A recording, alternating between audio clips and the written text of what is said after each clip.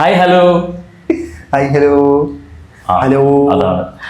അപ്പോൾ ഞങ്ങളിതേ ഒരു 1-2 ആഴ്ചയായല്ലേ, 2 ആഴ്ചയ്ക്ക് ശേഷം വീണ്ടും വന്നേക്കാണ് നിങ്ങളുടെ മുന്നിൽ. ഞങ്ങളല്ല, ഞാൻ വന്ന് ഇങ്ങോട്ട് കെട്ടിയെടുത്ത് വന്ന് ഞങ്ങൾ രണ്ടും കൂടെ നിങ്ങളുടെ മുമ്പിലേക്ക് വന്നു. അത് തന്നെ, ബിഗ് ബോസ് തന്നെ കണ്ടിട്ടുണ്ടല്ലേ? ബിഗ് ബോസ് തന്നെ കണ്ടിട്ട് വേറെ പ്രത്യേകിച്ചൊന്നുമില്ല. കാരണം ഇന്നലെ ബിഗ് ബോസിൽ വൈൽഡ് കാർഡ് എൻട്രീസ് കയറിയതാണ്.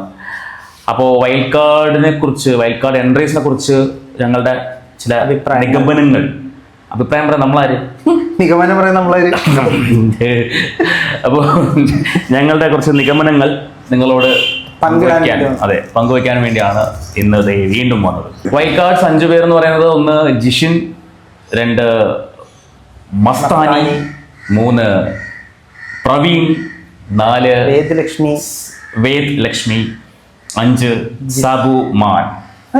പേര് ഇഷ്ടപ്പെട്ടു, സാബുമാൻ. ആദ്യം കേട്ടപ്പോൾ സാബു മോൻ എന്ന് വിചാരിച്ചു, പക്ഷെ പിന്നെ സാബു മാൻ എന്ന് കേട്ടപ്പോഴേക്കും ഒരു വെറൈറ്റി ഫീൽ ചെയ്തു.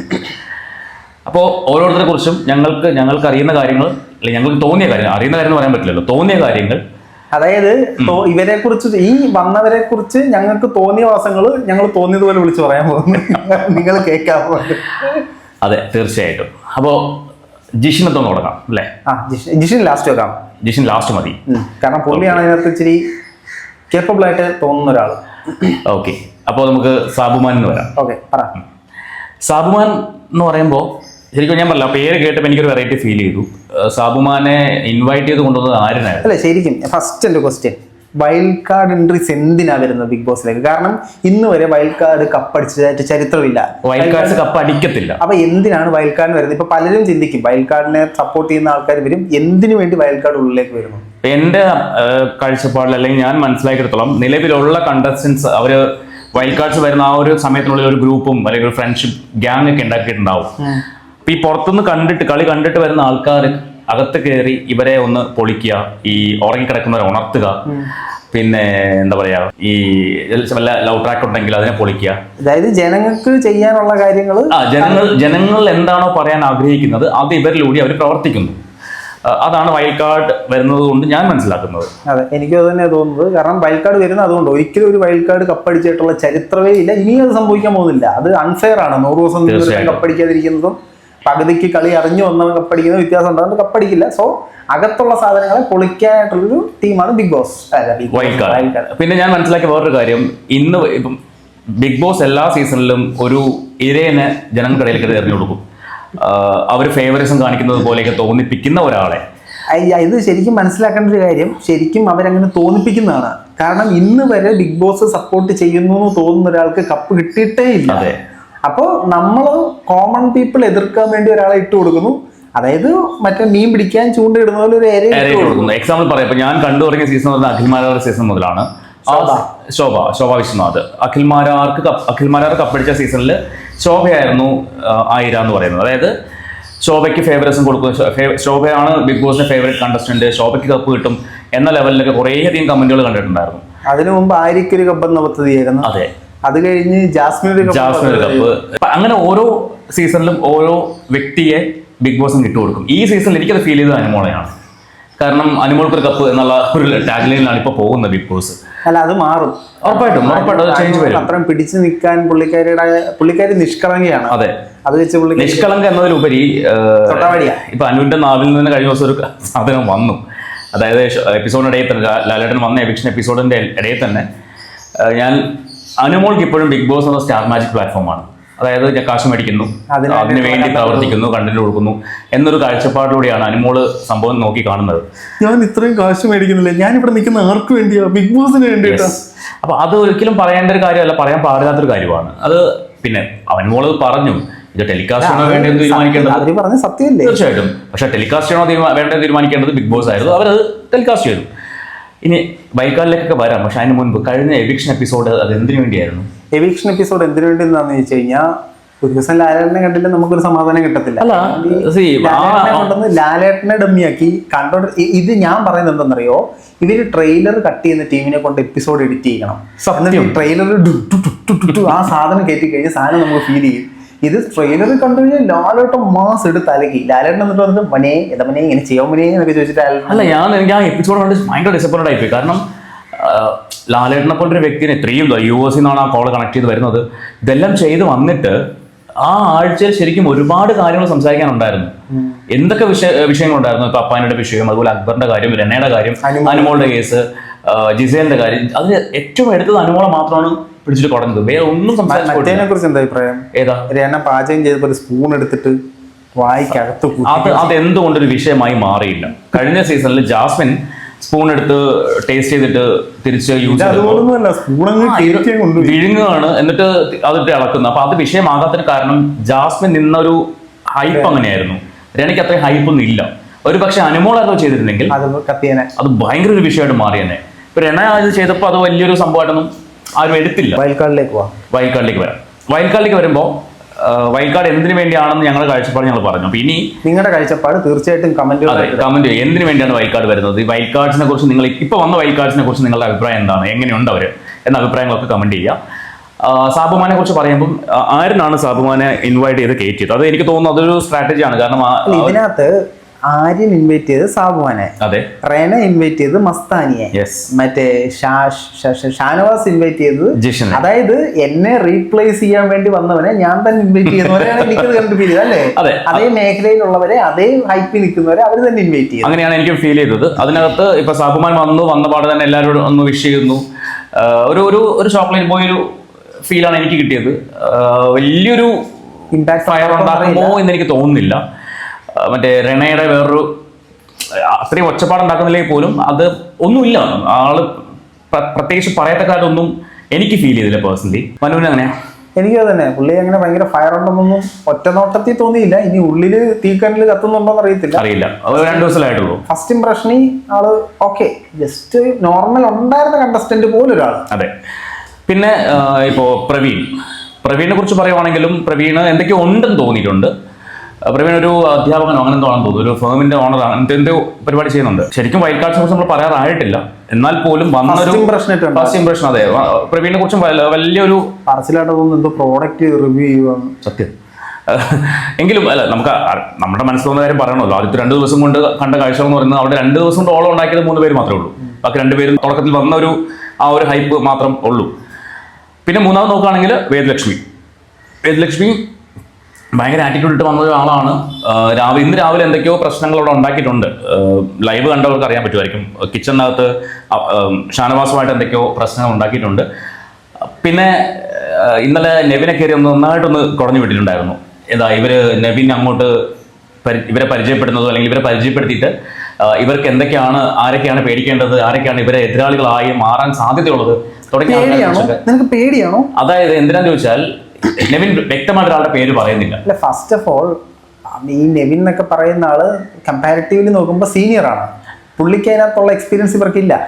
ഇപ്പൊ ഞാൻ തൂക്കി അടിക്കും എന്നുള്ള മൈൻഡ് സെറ്റ് വന്നിട്ട് പൂച്ചക്കുട്ടിയ നമ്മൾ ഇതിനു മുമ്പത്തെ എപ്പിസോഡ്സ് ബിഗ് ബോസിൽ അത് കണ്ടിട്ടുണ്ട്. അപ്പോ ഫസ്റ്റിലേ കയറി ഫയർ ആവണ്ടായത്. കാരണം ആദ്യമേ തന്നെ ഇതിനകത്ത് കോർണർ ചെയ്യപ്പെടുന്ന ആളാണ് എല്ലാ തവണയും ജനങ്ങളുടെ മനസ്സിൽ താരമാകുന്നത്. അപ്പൊ കോർണർ ചെയ്യപ്പെടാനായിട്ട് ശ്രമിക്കുന്ന ആൾ തോന്നി. എനിക്കും വേദലക്ഷ്മിയിൽ ഒരു വലിയ കാമ്പുള്ളതായിട്ട് എനിക്ക് തോന്നിയില്ല. അറിയില്ല മുന്നോട്ട് പോകുമ്പോൾ. ലൈക്ക് മസ്താനി, വേദലക്ഷ്മി ഏകദേശം. മസ്താനി ഇതുപോലെ തന്നെ ആവശ്യമില്ലാത്തൊരു വ്യക്തിയെ പിടിച്ചിട്ട് നമുക്ക് മസ്താനിയിലേക്ക് വരാം. ഈ മസ്താനി എന്ന് പറഞ്ഞാൽ എനിക്ക് പണ്ട് ഭയങ്കര ഫേവറേറ്റ് ആയിട്ട് ഒരാളായിരുന്നു. മസ്താനി ഇടയ്ക്ക് ഒരു സമയത്ത് ഒരു കുന്നംകുളം സാധനം വിളിക്കുന്നത് ഞാൻ കേട്ട്. അതിൽ പിന്നെ മസ്താനിയുടെ പരിസരത്തോട്ട് ഞാൻ പോയിട്ടില്ല. പിന്നെ പുള്ളിക്കാരി കാണുമ്പോൾ വെറൈറ്റി. എന്താ പറഞ്ഞത് മനസ്സിലായോ? അതായത് മസ്താനി പണ്ട് ലൈവൊക്കെ ചെയ്യുമായിരുന്നു.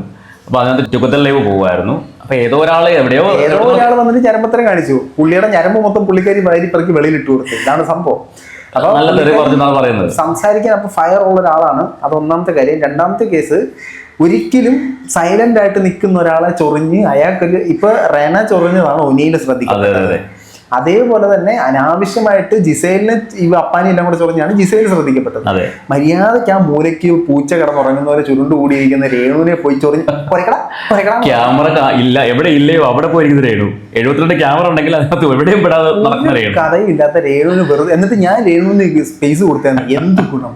അല്ല, എനിക്ക് അവിടെ ഒരു സംശയം തോന്നി. ഇനി ബിഗ് ബോസ് പറഞ്ഞു വിട്ടതാണോ ഈ ഉറങ്ങിക്കിടക്കുന്നവർ നടത്താൻ വേണ്ടി? അതും പറയാൻ പറ്റില്ല. അറിയില്ല. ഞാൻ ശരിക്കും കാണുന്ന ബിഗ് ബോസിനോട് ചോദിക്കട്ടെ, രേണുവിന് ഏകദേശം എത്ര രൂപ സാലറി ഉണ്ടാവാൻ സാധ്യതയുണ്ട്? അപ്രോക്സിമേറ്റ് അറൌണ്ട് 50,000 ഉണ്ടാവും പെർ ഡേ. ഈ 50,000 രൂപ കൊടുത്തിട്ട് വായി വിരലിട്ടാൽ പോലും മിണ്ടാത്ത ഈ പുള്ളിക്കാരി എന്തിനാണ് അതിനെ നിർത്തിയേക്കുന്നത്? ഞാനും പലപ്പോഴും ആലോചിച്ച കാര്യമാണ്, പ്രത്യേകിച്ച് കഴിഞ്ഞ ഒരാഴ്ച കൊണ്ട് രണ്ടാഴ്ച കൊണ്ട് ഈ ഗെയിം ഇഷ്ടപ്പെട്ടു. ബിഗ് ബോസ് ഞാൻ തയ്യാറാണ്, ഞാൻ വരുന്ന പോയി വെറുതെ ഡെയിലി 50,000 തരല്ലേ, ഞങ്ങൾ റെഡിയാണ്. സുഖ ജോലി, പണി എടുക്കണ്ട, ഒന്നും ചെയ്യേണ്ട. കഷ്ടപ്പെട്ട് അവിടെ പണി എടുക്കുന്നവര് വണ്ടന്മാരും.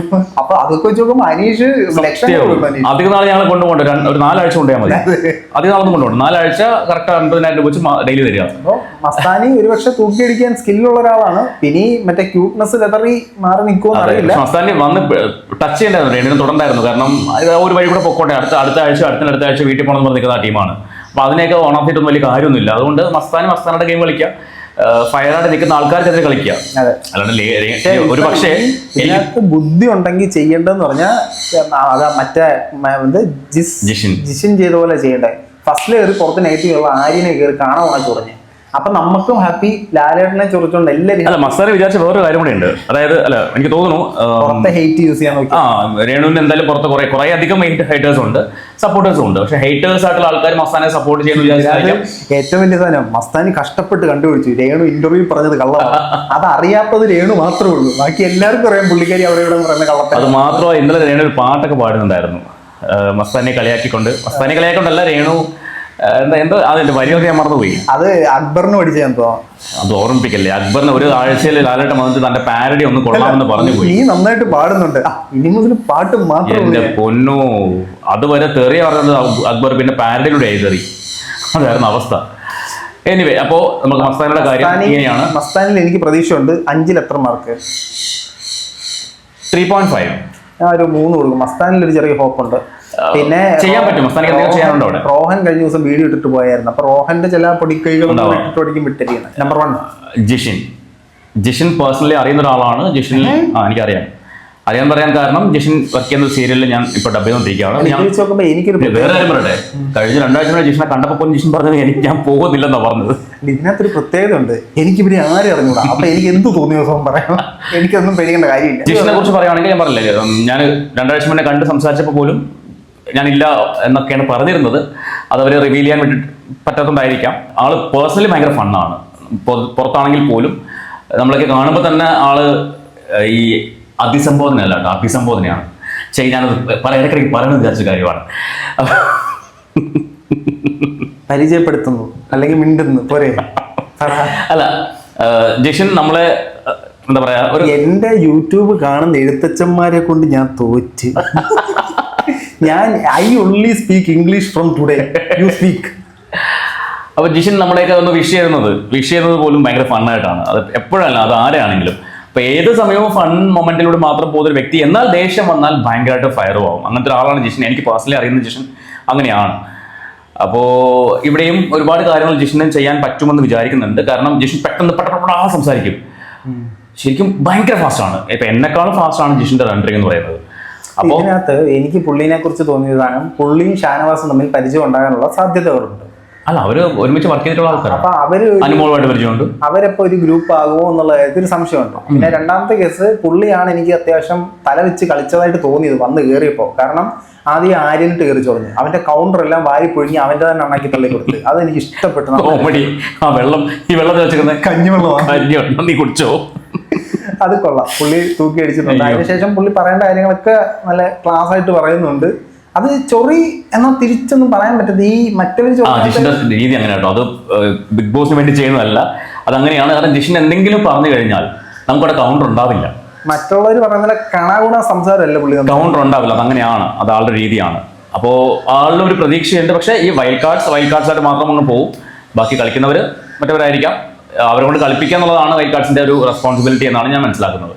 കഴിഞ്ഞ തവണത്തെ പോലെ ആവാതിരുന്നാൽ മതിയായിരുന്നു. കഴിഞ്ഞ തവണ വൈൽഡ് കാർഡിൽ ആരെങ്കിലും കളിച്ചാൽ. കഴിഞ്ഞ പ്രാവശ്യം അവിടെ വാഴകളുണ്ടായിരുന്നു, അതുകൊണ്ടാണ് മറ്റേ വാഴയുടെ ചുവട്ടിൽ പോയി ഇരിക്കായിരുന്നു. ഇപ്പൊ പിന്നെ വാഴകളില്ലല്ലോ. ആർക്കിട്ടേലും വെച്ചതാണോ? അല്ലല്ല, ഞാൻ വെച്ചതല്ലേ, കാര്യം പറഞ്ഞതാ.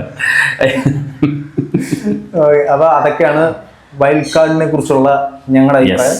നിലവിലെ സ്റ്റാറ്റസിൽ ആര് കപ്പടിക്കും? എനിക്ക് അനീഷ് കപ്പടിക്കണമെന്നാണ്. അനീഷ് ഡിസേർവ് ചെയ്യുന്ന ഒരാൾ അനീഷാണ്. അവിടെ ഗെയിം മനസ്സിലാക്കി കളിക്കുന്ന, പിന്നെ കുറച്ച് കള്ളങ്ങളൊക്കെ പറയുന്നുണ്ട്. അത് ബിഗ് ബോസിൽ വേണ്ട സാധനമാണല്ലോ. നിൽക്കണ്ടേ ഈ മറ്റേ ടാസ്ക് ചെയ്യാതെ. ഞാൻ പറയുന്നത് കപ്പെടുത്ത് മറ്റേ പുള്ളിക്ക് കൊടുക്കണം. ലാലേട്ടന അല്ല മറ്റേ പുള്ളി സമയം രാവിലെ 5. ബിഗ് ബോസിന് മനുഷ്യന് ഉറക്കമില്ല കേട്ടോ. അനുമോളും ആയിരുന്നു തമ്മിലുള്ള ഫൈറ്റ് രാത്രിയിൽ.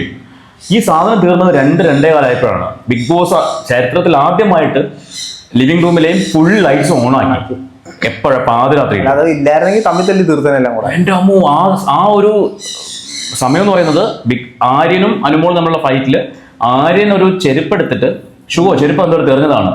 അത് കൊണ്ടത് അക്ബറിന്റെ കാലിൽ. അക്ബർ ഉടനെ അത് മറ്റേ അനുമോളുടെ മണ്ടയെ കൊണ്ട് വെച്ചു. അനുമോളോട് തീർന്നതാക്കി. ഇത് അറിയാണ്ട് അക്ബറിന്റെ കൈ ആര്യൻ ഷാനവാസിന്റെ ഷോൾഡറിൽ തട്ടി. ഷാനവാസ് ചോറാകുന്നുണ്ടോ? ഷാനവാസ് കയറി ഷാനവാസ് ഗുണ്ടായിസം കാണിക്കുന്നത് ആ തട്ടുന്നു, ഷോൾഡറോട് തട്ടുന്നു. കൈ മാത്രം അനക്കുന്നില്ലെന്നേ ഉള്ളൂ, ഷോൾഡറോട് തട്ടുന്നു. ഷാനവാസെ ഞങ്ങൾ റോക്കീനെ ഇറക്കും, പറഞ്ഞില്ലെന്ന് വേണ്ട. അങ്ങനെ എന്താണ് ബിഗ് ബോസ് അതിനൊന്നും പറയുന്നില്ല. സാധാരണ അങ്ങനെ എന്തെങ്കിലും ഫിസിക്കൽ അസോൾട്ട് വരാൻ സാധ്യതയുള്ള സമയത്ത് വാണിംഗ് കൊടുക്കുന്നതാണ്. പക്ഷെ ഇത് ഇവരെ ലിവിംഗ് റൂമിൽ കൊണ്ട് ഇരുത്തിയിട്ട് ഈ രണ്ടുപേരെ കൺഫെഷൻ റൂമിൽ കൊണ്ട് വിളിക്കുന്നു. അവർ കൺഫെഷൻ റൂമിൽ പോകുന്നു, അവിടെ വെച്ച് തർക്കം ഉണ്ടാവുന്നു. അല്ലെങ്കിൽ ഉണ്ടായിരുന്നോ? ഞാൻ ലൈവൊന്നും കാണത്തില്ല, എന്റെ അമ്മോ, എനിക്ക് വ്യൂ ഇല്ല. അത് കോമഡി എന്തറിയോ, അത് ഭയങ്കര രസമായിരുന്നു. അതായത് ആ കൺഫെഷൻ റൂമിൽ പോയി ഇരുന്നിട്ട് അവിടെ നിന്ന് തർക്കിക്കുന്നു. അപ്പൊ ബിഗ് ബോസ് പറഞ്ഞു നിങ്ങൾ കുറച്ചു നേരം ശാന്തരായിരിക്കും. ഈ ശാന്തരായിരിക്കാൻ പറഞ്ഞ് നേരെ വരുന്ന ശാന്തരായിരിക്കാൻ പറഞ്ഞ നേരെ വന്ന ലിവിംഗ് റൂമിലേക്കാണ്. അവിടെ ആരൊക്കെയാ? നൂറയും രണ്ടാം ഫാത്തിമയും തമ്മിൽ ഗംഭീര വഴക്ക്. അതായത് എനിക്ക് നൂറയുടെ ആക്ഷൻ ഇഷ്ടപ്പെട്ടത്. ഒരു കയ്യിൽ അപ്പാനി, ഒരു കയ്യിൽ അക്ബർ, ഒരു കയ്യിൽ ചെയ്യുന്ന എന്താന്ന് വെച്ച് കഴിഞ്ഞാൽ പുള്ളിക്കാരി കഴുത്തേൽ ഒരു കയറിട്ടിട്ട് എന്നാ പിടിച്ചോ എന്ന് എറിഞ്ഞു കൊടുത്തോണ്ടിരിക്കുക. അപ്പുറത്ത് കിട്ടുന്ന നൂറൊക്കെയാണെങ്കിൽ ഭാര്യ പെറുക്കി. അവസാനം നൂറ പോയിട്ട് മറ്റേ ടിഷ്യൂ എടുത്തുകൊണ്ട് പോകുന്ന കണ്ടു. അത് എന്തിനാ പോയെന്നുള്ളത് നിങ്ങൾ തീരുമാനിക്കുക. എന്തിനായിരിക്കും പോയിട്ടുണ്ടാവുന്നുള്ളൂ. നൂറ ശരിക്കും സംസാരിക്കാണ്ടിരുന്നപ്പം ആർക്കും ഒരു വിലയില്ല. നൂറ ടിഷ്യൂ എടുത്തോണ്ട് പോയത്. നൂറ സംസാരിക്കാതിരുന്നപ്പോ ആർക്കും ഒരു വാല്യൂ ഇല്ല. അയ്യോ ഒരു മന്ദബുദ്ധി പെണ്ണ, അല്ലെങ്കിൽ ഒരു എന്താ പറയുക ഒരു നിഷ്കുവായ പെൺകുട്ടി. പക്ഷെ ഇപ്പൊ അതിലേക്കാളും ടെററാട്ടിക്കുന്ന നൂറയാണ്. അത്രയും ഷൗട്ട് ചെയ്യുന്നുണ്ട്, അല്ലെങ്കിൽ പറയേണ്ട പോയിന്റ് പറയുന്നുണ്ട്. അടിച്ച് ഒരെണ്ണം അനങ്ങുന്നില്ല പുള്ളിയുടെ നേരെ. അക്ബർ, അപ്പാനി, ആര്യൻ ഒരാൾ അടുക്കുന്നില്ല. അമ്മാതിരി അടി അടിക്കുന്നത്. അപ്പൊ അത് ഒരു ഫയറാണ്. അപ്പൊ ഞാൻ പറഞ്ഞ ലൈവിന്റെ പറഞ്ഞതാണ്. ആ ലൈവ് ശരിക്കും ഭയങ്കര രസമാണ്. എന്നിട്ട് ഇവരെ എന്ത് ചെയ്തു, തിരിച്ചു വിട്ടു ലിവിംഗ് റൂമിലേക്ക്. അപ്പാനി, അക്ബറിനെയും ഷാനവാസിനെയും. 5 മിനിറ്റ് അതുവരെ പോയില്ല, തിരിച്ച് വീണ്ടും വിളിച്ചു. കൺഫെഷൻ റൂമിലേക്ക് വീണ്ടും വിളിച്ചു. ലിവിംഗ് റൂമിൽ വന്നിട്ട് വീണ്ടും അടിയുണ്ടായി. ഇതെല്ലാം കഴിഞ്ഞ് വീണ്ടും കൺഫെഷൻ റൂമിൽ വിളിച്ചിട്ട് പറഞ്ഞു ഇനി വിളിക്കേണ്ടി വരരുത്, വിളിക്കാനിട ഉണ്ടാവരുത് എന്ന് പറഞ്ഞിട്ട് പറഞ്ഞു വിട്ട് പിന്നെ ലൈറ്റ് ഓഫ് ആയി. അപ്പോൾ ഞങ്ങളിപ്പോൾ ഇത് ഓഫ് ചെയ്യും. നിങ്ങളുടെ അഭിപ്രായങ്ങൾ കമന്റുകളായിട്ട് ഇടുക. ചാനൽ മറക്കാതെ സബ്സ്ക്രൈബ് ചെയ്യുക. 2 ചാനലും നിങ്ങളുടെ ഫേവറേറ്റ് കണ്ടസ്റ്റന്റ് ആരാണെന്നുള്ളത് കമന്റ് ചെയ്യും. നമുക്ക് എന്നിട്ട് കപ്പ് തീർന്നിട്ട് തിരിച്ചു വന്ന് ഇവിടെ നോക്കണം. നിങ്ങൾ പറഞ്ഞാൽ ജയിച്ചോ. അതെ, എനിക്ക് ഇപ്പൊ ശരിക്കും കപ്പ് കൊണ്ടുപോകാൻ സാധ്യതയുള്ളത് അനീഷ് തന്നെയാണെന്നാണ് എനിക്ക് തോന്നുന്നത്. എനിക്ക് അറിയില്ല, ഷാനവാസ് അക്ബർ അറിയില്ല. പക്ഷെ അനീഷ് കൊണ്ടുപോകണം എന്ന് ഞാൻ ആഗ്രഹിക്കുന്നുണ്ട്. First commoner. Yes, first commoner ഉപരി ആള് കളിക്കുന്നുണ്ട് നന്നായിട്ട്. നമ്മളൊക്കെ ചെന്ന് കഴിഞ്ഞാൽ അടിക്കുന്ന എന്ത് ചെയ്യും? നമ്മൾ ചിലപ്പോൾ കറണ്ട് തള്ളിയിട്ട് വരും. ശരി.